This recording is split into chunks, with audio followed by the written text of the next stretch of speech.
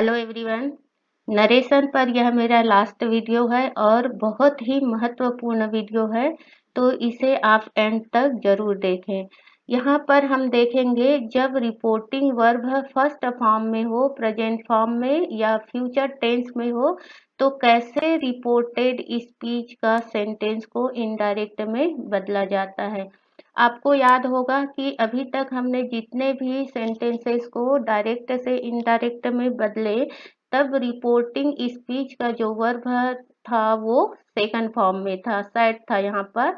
अब यहाँ पर फर्स्ट फॉर्म में है, तो याद रखिएगा कि जब भी रिपोर्टिंग स्पीच का वर्ब फर्स्ट फॉर्म में है, तो रिपोर्टेड स्पीच का जो सेंटेंस का टेंस नहीं बदलता है। मतलब यदि रिपोर्ट हमने पढ़ा है कि यहाँ पर सेकंड फॉर्म होता है, तो रिपोर्टेड स्पीच का जो सेंटेंस है प्रेजेंट इंडेफिनिट में है तो पास्ट में बदलता है, प्रेजेंट कंटिन्यूअस है तो पास्ट कंटिन्यूअस में, तो इस तरह से बदलते हैं।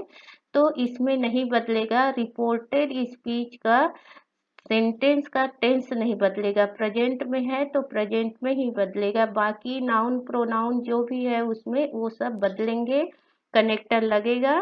तो देखें यहाँ पर, she says to me I am your friend. I am your friend अभी ये सिंपल सेंटेंस के प्रेजेंट फॉर्म में है, तो इसको हम पास्ट सिंपल सेंटेंस के पास्ट फॉर्म में नहीं बदलेंगे, इसको सिंपल सेंटेंस के प्रेजेंट फॉर्म में ही रखेंगे, क्योंकि सेज जो है वो क्या है, प्रेजेंट फॉर्म में है। तो ये सबसे पहले हम सेज टू को चेंज करेंगे टेल्स में, यहाँ पर डैट कनेक्टर लगेगा क्योंकि आई एम योर फ्रेंड ये पॉजिटिव सेंटेंस है। फिर आई फर्स्ट पर्सन है, किसके अकॉर्डिंग चेंज होता है, रिपोर्टिंग स्पीच के सब्जेक्ट, तो यहाँ सी है, ये भी सिंगुलर है ये भी सिंगुलर है, इसलिए यहाँ पर सी आएगा। अब जब हम सी लिखेंगे तो यहाँ ये जो है एम के सी के साथ क्या लगता है, इज लगता है। एम को आप वॉस में चेंज नहीं करोगे क्योंकि ये फर्स्ट फॉर्म में है।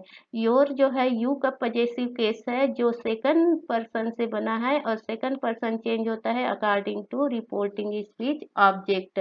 तो ये ऑब्जेक्ट मी है, ये ऑब्जेक्ट है और ये पजेसिव केस है, तो आपको इस तरह से सोचना है, मी का सब्जेक्ट क्या होता है, आई, और आई का पजेसिव केस होता है माई।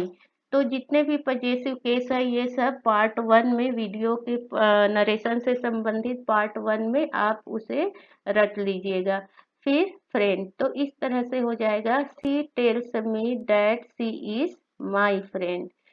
सेकंड सेंटेंस है, they will say we are Indians. तो ये रिपोर्टिंग वर्ब है, फ्यूचर टेंस में है, इसलिए चेंज नहीं होगा ये। यहाँ डैट लगेगा, वी क्या है, फर्स्ट पर्सन है, इसलिए ये अकॉर्डिंग इसके चेंज होगा। वी प्लूरल है, दे भी प्लूरल है, इसलिए वी के प्लेस में दे।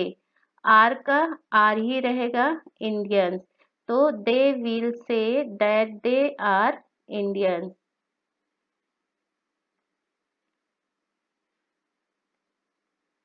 नेक्स्ट है, she says to me I am reading your book and you are reading my book.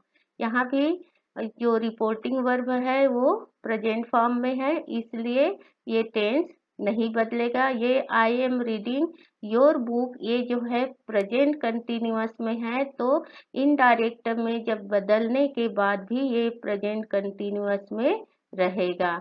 ठीक है, तो सेज टू किस में चेंज हो जाएगा, टेल्स में। उसके बाद कनेक्टर यहाँ लगेगा डैट, आई चेंज होता है अकॉर्डिंग टू इसके, तो आई के प्लेस में लिखेंगे सी, सी लिखेंगे तो एम चेंज होगा इसमें। रीडिंग योर जो है यू का पजेसिव केस है जो किसके अकॉर्डिंग चेंज होगा, मी का सब्जेक्ट होता है आई और आई का पजेसिव केस होता है my. Book and you are reading my book, तो यू यहाँ पर एज अ सब्जेक्ट यूज हुआ है जो मी के अकॉर्डिंग बदलेगा। मी ऑब्जेक्ट है, इसका सब्जेक्ट होता है आई, इसलिए हम यू के प्लेस में लिखेंगे आई। अब जब हम यहाँ आई लिखेंगे तो आई के साथ क्या लगता है, एम लगता है।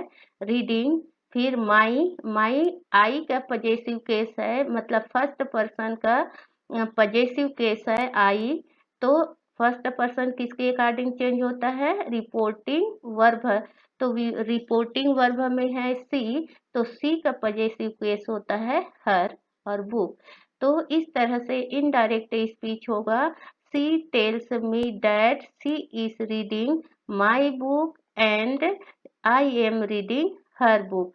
तो हमने देखा यहाँ पर इनडायरेक्ट में बदले तो भी ये जो है सेंटेंस किस में है, प्रेजेंट कंटिन्यूअस में है। तो इस तरह से जब रिपोर्टिंग वर्ब जो है प्रेजेंट फॉर्म में है तो रिपोर्टेड स्पीच का टेंस का सेंटेंस का टेंस नहीं बदलता है। अब हम यहाँ देखते हैं, यदि रिपोर्टेड स्पीच में कोई प्रोवर्ब हो, इडियम हो, प्रोवर्ब और इडियम मतलब होता है कहावत और मुहावरे हो, तो भी कोई नियम लागू नहीं होता है। मतलब यहाँ पर इज है तो हमने पढ़ा है, यदि वर्ब का सेकंड, यहाँ पर रिपोर्टिंग वर्ब सेकंड फॉर्म में है तो इज किस में चेंज हो जाता है, वॉस में। लेकिन यदि आपको सेंस को समझना है, रिपोर्टेड वर्ब कोई प्रोवर्ब हो, इडियम हो, कहावत हो या मुहावरे हो, तो कोई नियम लागू नहीं होता, इज का वॉस नहीं होता, आर का वर नहीं होता, प्रेजेंट यदि मुख्य क्रिया प्रेजेंट फॉर्म में है, V1 में है तो V2 में नहीं होता। तो आपको इसको समझना है। He said honesty is the best policy, है ना, ईमानदारी उत्तम नीति है। ये क्या है, ये कहावत है, इसलिए कोई चेंज नहीं होगा, बीच में कनेक्टर लगेगा डैट और कुछ नहीं होगा। तो he said that honesty is the best policy. Second है he said time and tide wait for none. यहाँ पर वेट है जो फर्स्ट फॉर्म में है, तो ये सेकंड फॉर्म में नहीं होगा, क्योंकि ये भी एक कहावत है कि समय और ज्वार कभी किसी का इंतजार नहीं करता। तो इनडायरेक्ट स्पीच होगा, he said that time and tide wait for none.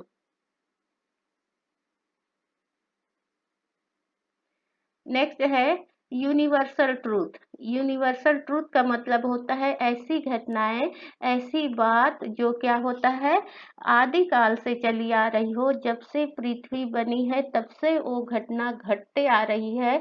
तो ऐसी घटना में भी कोई नियम लागू नहीं होता, केवल दैट लगता है बीच में। जैसे देखे, teacher said to us the earth moves around the sun. Teacher ने हमें कहा कि पृथ्वी सूर्य के चारों ओर घूमती है।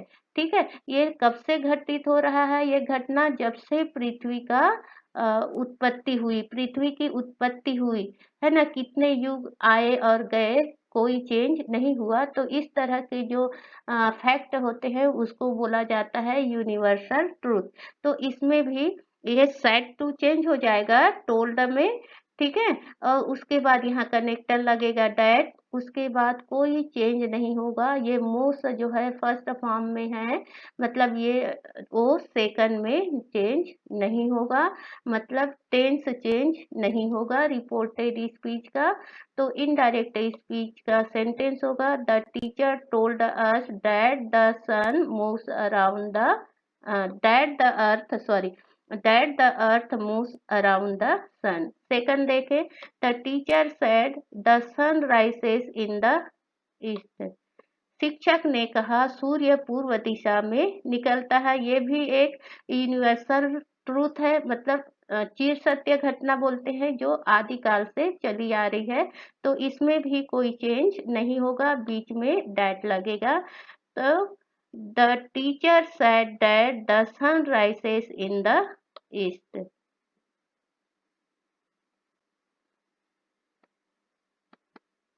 देखें, हिस्टोरिकल फैक्ट, ऐतिहासिक तथ्य जो होते हैं वो भी रिपोर्टेड स्पीच का ऐतिहासिक तथ्य बोलते हैं। हिस्टोरिकल फैक्ट हो, रिपोर्टेड स्पीच का सेंटेंस, उसमें भी कोई नियम लागू नहीं होता, केवल डैट लगता है। तो यहाँ पर he said India became free on 15 अगस्त 1947।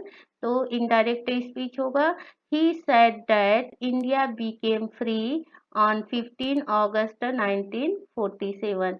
तो इस तरह से हमने इस वीडियो में देखा कि कैसे जब रिपोर्टिंग वर्ब फर्स्ट फॉर्म में हो या फ्यूचर टेंस में, रिपोर्टेड स्पीच, प्रोवर्ब, इडियम या यूनिवर्सल ट्रूथ और हिस्टोरिकल फैक्ट हो तो किस तरह से उसे डायरेक्ट से इनडायरेक्ट में बदला जाता है। तो ये हमने इस वीडियो में सीखा। मैं उम्मीद करती हूँ कि आपको समझ में आया होगा। Thank you.